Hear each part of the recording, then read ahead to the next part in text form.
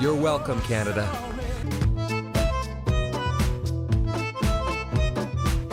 In Captain America, the first Avenger, Johann Schmidt, once Hydra's head, transformed into the Red Skull with an imperfect super soldier serum. His quest for the Tesseract led to his disappearance upon touching the Space Stone. Fans were left wondering for years until Avengers: Infinity War unveiled that he got transported to Vormir, becoming the reluctant guardian of the Soul Stone for decades. It cast me out, banished me here, guiding others to a treasure I cannot possess. In the Harry Potter series, there's this super mysterious diary in the Chamber of Secrets that somehow has Voldemort's past self, Tom Riddle, lurking in it. It's like a piece of him is haunting the diary, ready to possess anyone who grabs it, like Ginny Weasley. The movie doesn't really explain it, but later on we learn it's one of Voldemort's Horcruxes, a way he split his soul to stay immortal. In the first Thor movie, Odin's vault has a bunch of cool Marvel stuff, including the Infinity Gauntlet, but the biggest contradiction comes when Thanos shows he has his own Infinity Gauntlet that isn't the one in Odin's vault. Thor Ragnarok clears it up when Hela reveals the truth. It turns out most of the stuff in the vault is fake. Fake. Most of the stuff in here is fake. In the film A New Hope, Luke Skywalker famously blows up the Death Star by firing his proton torpedoes right into its exhaust port.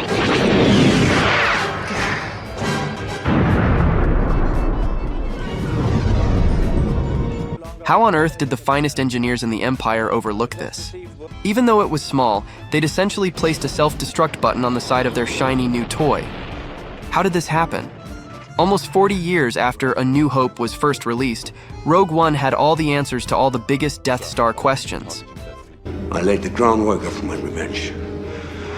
We call it the Death Star. It is revealed that Galen Erso, one of the men who helped build the battleship, was forced to do so against his will. I've placed a weakness deep within the system, a flaw so small and powerful they will never find it. To fight back against the Empire he hated, he left the port open as a potential Achilles heel. The reactor module, that's the key. That's the place I've laid my trap. It's well hidden and unstable. One blast to any part of it will destroy the entire station. In Shawshank Redemption, one plot hole was how one of the inmates named Andy managed to put the poster on the wall if he was escaping through the hole. The answer is given in the flashback explaining Andy's escape. He is seen digging the hole with the top half of the poster pinned and the bottom half unpinned so he can get behind it. There aren't many film timelines as illogical, inconsistent, and chaotic as the X-Men film series. The brand persisted in contradicting itself even after it gave itself a new lease on life with Days of Future Past. I think the history I know is a little different. Welcome back. In Deadpool 2, everything is resolved in the most ridiculous manner imaginable. Grab those dreams by the dick tip and make it rain. I don't know what that means. Me neither. It appears that Deadpool obtained Cable's time travel technology and unleashed chaos in the X-Men canon. Now Deadpool can just use the timeline as his own personal jump rope to explain away any continuity problems, contradictions, or unexploited sequel teases. We're definitely naming our kids Cher! The film isn't as accurate as you'd think. Though the dinosaurs may look convincing, any paleontologist could point out several flaws with them. Brachiosaurus didn't stand on their hind legs, and Dilophosaurus were much bigger in real life. And as for the T-Rex, if it had ran at the same speed as a Jeep, its hollow bones would have exploded. This is explained away in 2015's Jurassic World. Geneticist Henry Wu mentions that the amphibian material used to patch up gaps in the dinosaur DNA has affected the appearance of the revived reptiles. We have always filled gaps in the genome with the DNA of other animals, and if their genetic code was pure, many of them would look quite different. Iron Man 3 concludes with a surprising twist as Tony Stark destroys his Iron Man suits as a gesture to Pepper, suggesting a potential end to Robert Downey Jr.'s time as Iron Man. However, Avengers: Age of Ultron contradicts this by revealing Tony's continued involvement as Iron Man with the introduction of new drones. This apparent betrayal leaves one wondering about Pepper's reaction, and it turns out she was indeed upset. In Captain America Civil War, Tony discloses that Pepper left him due to this very reason. Is Pepper here? I didn't see her. We're taking a break. It's nobody's fault. Their breakup, which occurred off camera, sheds light on her absence during discussions about the Sokovia Accords.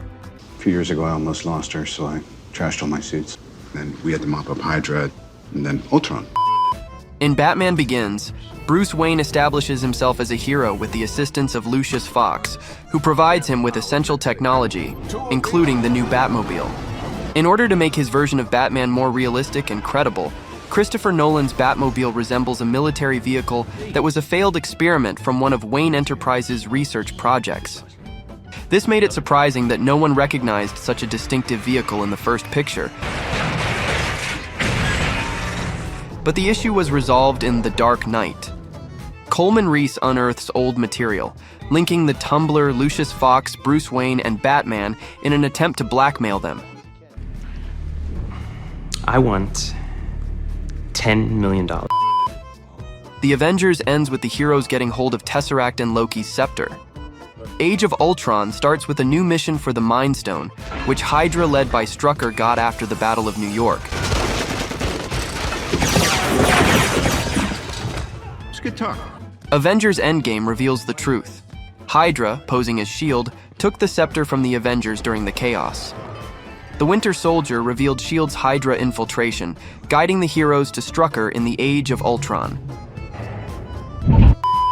In the Shrek franchise, Fiona's parents take drastic measures when they learn about her curse of turning into an ogre every night.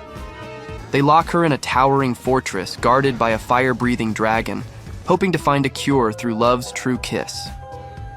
However, it's revealed in Shrek 2 that the entire plan was orchestrated by the fairy godmother, blackmailing Fiona's father into setting her up to marry her son, Prince Charming. Fiona and Charming will be together.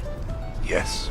The tower and dragon were just part of the fairy godmother's dramatic scheme, which ultimately didn't succeed. Jason Voorhees, the hockey mask-wearing, giant knife-wielding character, has defied death countless times, much like David Hasselhoff's career. In Jason Goes to Hell, it's revealed he must be stabbed through the heart by a relative to truly die. Jason X suggests he has cellular regeneration, explored by scientists in the future. In Freddy vs. Jason, the Nightmare on Elm Street killer brings him back. So which one is it? All of them? None of them? Simply put, we don't know. And that's the hole that's been solved. Lots of people have theories about Jason, but none of them seem to stick. We're left with no conclusion other than that Jason is just a mystery.